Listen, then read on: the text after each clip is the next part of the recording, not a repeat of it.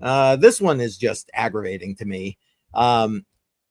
Custodia Bank laying people off because well, they're sitting here with this long, protracted legal battle with the Fed, and what's it doing for them? It's just that it's basically, and the conference that I'm going to talk about a little later that I just went to this past weekend, that was one of the topics they were talking about, why we need legislation now, because the government just literally either doesn't answer the question, or you get a situation like this. Heaven forbid you have a full reserve bank in a fractional reserve banking system that would basically put the others out of business. You can't have that. So what do? They put you off, and just drain you. It's like, death by 1,000 cuts. And it's sad to see, because I think Custodia Bank would be exactly what this space needs to move forward, with what this, getting the connection between DeFi and CeFi. Yeah, I don't know. Yeah. As a strong player in the market, so that's kind of sad to see that happen right now. Yeah, what are you gonna do? I don't know. It was that one was a bit distressing to me. All right, so the project I'm looking at, let me just pull it up here on the screen. There we go. It's called Wayru. So this is a blockchain-based network. This is new to me. I just found out about this maybe a couple of months ago. I've been following them on Twitter. It is a DePIN project where they're going to be providing Wi-Fi access for free to their user base. You can earn rewards using this as well. And you can contribute to the network using either, this is the nice option, either their hardware, or you can bring your own device. So they have something called Wayru OS, which is an operating system that you can install. I'm assuming you can install this on a PC and then distribute through an access point. I don't know too much about that portion of it because I haven't dug in yet. But I'm going to be doing a review on this project. And it's similar. It's what I thought Helium was going to be when they first released. I thought that Helium was setting up access points for everyone to add connectivity. You can jump on a Wi-Fi hotspot and start connecting to it, but it was for IoT. The way Helium had first launched, I think it was a little bit misleading. I didn't like that. Now they do have a product that's similar to this, but Wayru starting off this way, they're being very clear about what they're providing. One of the things is I was interested in is how they're going to get revenue and make this a profitable project. And the way they're at least looking at the white paper briefly, it looks like they're going to be offering this as a backbone service to telcos. So to offload traffic into areas that they don't have reach. So this is be a good option for telcos to offload data onto a network area where they have no reach. And then the users who are providing the access points are able to earn that way. So the network earns that way, and you as a user earns that way. So this is an interesting project. I'm going to be possibly getting one of these devices from the team. I've spoken to them briefly last week, and I'll be testing it out myself. Japan was what I kind of put on our thumbnail there, because there's like all kinds of news coming out of Japan. Or so it seems. Anyway, let's start with this one. Jar, you sent this to me. I didn't even see this initially. Yeah, this one hit my radar. Yeah, I mean, and then I'm like, well, wow. There you go. I mean, do you want to talk about this at all? I mean, for me, yeah, I can briefly speak on this. Like, what I thought was interesting is they're using excess energy that's in the power grid. And yes. Talking about renewables here. They're going to mine Bitcoin. So if anything's excess, instead of just burning it off and whatever they're going to do with it, they're going to reroute that to ASIC miners that they have. I guess they've built their own facility. I think they had mentioned that in the article. And they're going to mine Bitcoin. So, and this is, I believe the government has a stake in this company. I'm not 100% sure on that, but I believe there is a portion of it. So that's just government interest, also diversifying assets. This is a corporation diversifying their assets, which makes it stronger, in my opinion, if you're holding Bitcoin. So I thought that was very positive. Yeah, exactly. Yeah. And links to that and the MasterCard and this one are in the description of this live stream. Now, a few of the ones I'm about to show you are not. Although this next one is, but because I just found them this morning and they're Japan related, so I thought I would make sure I brought that up. So first, this one, however, is in the description. I thought this was great. Japan to drop their maximum tax rate on Bitcoin and crypto from 55% to 20%. That's awesome. That's huge. Canada would do something like that. That is huge. Yeah. I mean, that's how you. Well, I mean, you still 20% tax, but you know, you're bringing in innovation. You're allowing that sector to grow in your economy when you're not taxing it to death. You know what I'm saying? Absolutely, absolutely. You're encouraging it to come in, and this is where people are just going to be funneling. If you're actively listening to people on crypto Twitter, you're listening to a lot of different people trying to find a new place to relocate that's crypto friendly because they just want to start using the platform for daily transactions. Yes. So that's an encouraging move. I know the yen isn't very strong. I know they had a problem with their markets. This is just another way to pivot, right, and move the population, the masses that are using Bitcoin and other cryptocurrencies. Definitely positive. I was definitely going to say that, Jar. Like, whenever a country's currency starts to have some issues, it seems like they always pivot to crypto, at least from what I've seen so far. And this Japan incident is kind of confirming that for me as well. Definitely a new trend, right? Like, you're seeing, I was about to say, that's it right there. It's the latest trend. Especially when majorities of the countries are just printing their money into oblivion right now.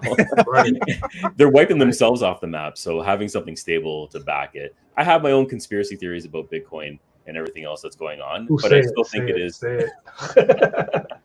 But it is still a positive direction in just having something that seems to be a lot more sustainable. So yeah, I definitely see that. There you go. Stacks on stacks. Yeah. All right. So the next one now, this one I thought was a bit interesting. Hold on one second here. Blockchain Daily. Here it is.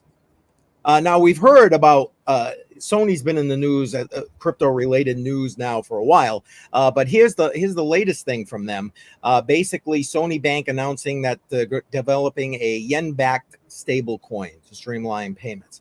I mean, that only makes sense if you ask me. I mean, you got USD stable coins, Euro stable coins. Why not a yen stable coin? Yep. And like, again, another Japanese company, right, that's moving into crypto. And Sony is huge. Like, if there is a corporation that I can see this actually working for, it's going to be Sony, because they have assets in absolutely everything. When it comes to entertainment, they have gaming consoles, they have music, they have movies, they have everything. They have a whole library, a literal exactly, an extensive library that's very valuable, that people will actually want to pay and possibly use this blockchain, use their stable coins and everything else. So yeah, it's great. We are in such bad straits. Unemployment has the SOM test, which is a fairly new economic indicator that was printed in 2019, basically states when over a 12-month period, if the unemployment rates rise by more than 0.5%, the minute it crosses 0.5%, we're already in a recession. Right. We hit that mark 2 months ago. We've been in a recession 2 months ago. And when the Fed cuts rates when we're not in a recession, the stock market actually increases. That's only happened 20% out of all the time since 1913 the Fed has cut the rates. But when the Fed cuts rates when we're already in a recession, 100% of the time it's going to crash. And that's why today I sold all my Bitcoin. I put it all in digital gold and silver. And I am out of cryptocurrency. I'm out of the stock market. All my assets, all my wealth is in gold, silver, physical, digital, and a little bit of cash to survive. That's it. I think that we are about to experience the worst economic collapse in our country's history. Not financial. Yeah. Well, we got to put that out there. Not financial advice. This is my opinion. Bitcoin. I sold all my stocks. Hey, look, I think tomorrow, it's going to start today. I mean, we've seen it last week. We saw articles coming out. People are fearing Bitcoin goes down. Everything's going down. Stock market, it's just teetering.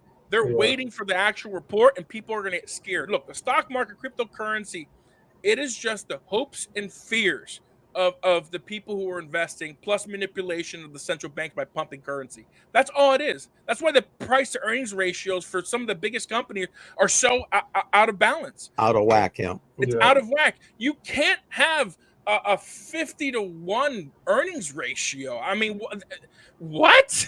I mean, that's ridiculous. I mean, you'll never make your money back if you get a dividend from that. You know, it's all speculation. It's all this fiat currency being pumped into these tech companies. Well, these those AI earnings companies. ratios also went up into triple digits at times too, right? With Yeah. those startups. Yeah, So that's, exactly. and, but what I'm trying to say is we lasted through that. They didn't have a massive impact, even though those companies are no longer here or they've been obliterated in some ways. Yeah. But for everything to get completely crushed, I don't know. I'm a little bit skeptical on that. When the market, yeah. We'll know in about 48 hours. Yeah. Oh boy. I think I just hope you're wrong. I think that's what it is really. So there's the shocking information I was telling you he was going to give you a little while. So to that point, Jar, right? Yeah. I'm skeptical as well, but that's only because I am not a finance guy the way that Daniel is, right? Yeah. So like he has the experience, he has the know-how, the knowledge to read the charts, to understand the sentiment and how it affects the market, right? Yeah. So I think to his point, what you could do, and can you throw up that not financial advice thing? I'll put it back up. Is you could take half of those assets, right? Half of the stocks, half of the crypto, and just go in halfway, right? That's what I think I might do once I'm done with work. I know I'm hopping off here soon. Hold on a second. Just to, wait. I don't want to be in the predicament where I put all my eggs into one basket and then you look at my name, financial failure, right? And I'm screwed.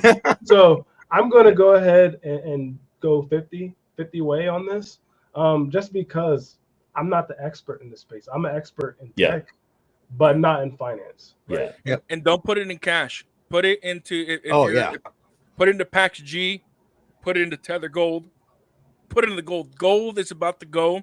We hear a lot, especially from certain Bitcoin maxis, and I'm just going to throw that out there, that, well, what are you going to do? Shave off a piece of gold when you go get your bread? I mean, can you kind of explain how that bartering system, sales system, whatever, is going to work with gold, silver, etc.? Yeah, I got two perfect examples that I can show you right now. Let me get them all out here so I can have proper whatchamacallit, what is it called? Props. There you go, props. There you go. Get out the props. So on the digital side, right now the only company that has a debit card is Glint. So this is a Glint debit card. Let me cover my numbers here. Yes, please. Glint. There you go, Glint. So I get this. You guys know Silver Dave from local Silver Mint? I don't. And we're New Hampshire? I don't.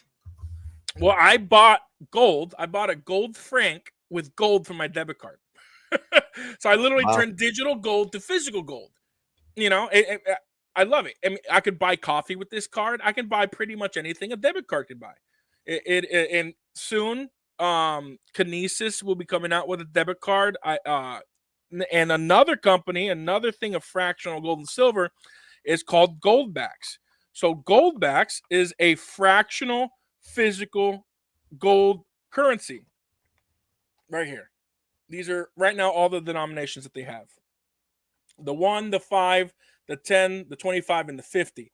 This single Goldback is about worth $5.33 as of early this morning. They update their prices every day. Let me see if it's changed. It's still $5.33, and they're completely fungible. So the 10 is $53.30, and whatever the 50 is. I can't do that math quick in my head.